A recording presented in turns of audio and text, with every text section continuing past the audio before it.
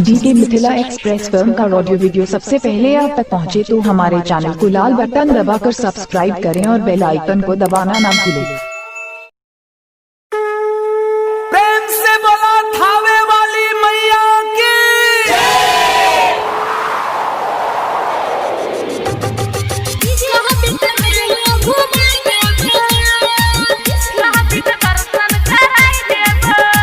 Vaishnavi recording studio Akhtwara. हमरा के छौरी ही सैया बना के सैया बना। हमरा के छौरी सैया बना के सैया बना। कहबी त मेलो घुमाई देबा, कहबी त दर्शन कराई देबा, कहबी त मेलबो घुमाई देबा, कहबी त दर्शन कराई देबा। हमरा के छौरी ही सैया बना के सैया बना। हमरा के छौरी सैया बना के सैया बना।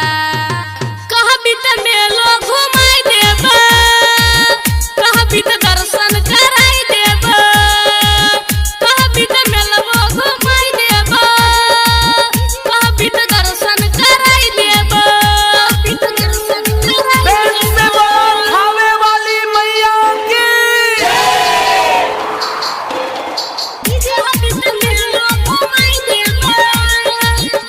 म्यूजिक बाय नवनीत राजा। हमरा जैसन तोरा मिलत नहीं सैया, दुनिया में तू खोजले, दुनिया में तू खोजले। हमरा जैसन तोरा मिलत नहीं सैया, दुनिया में तू खोजले।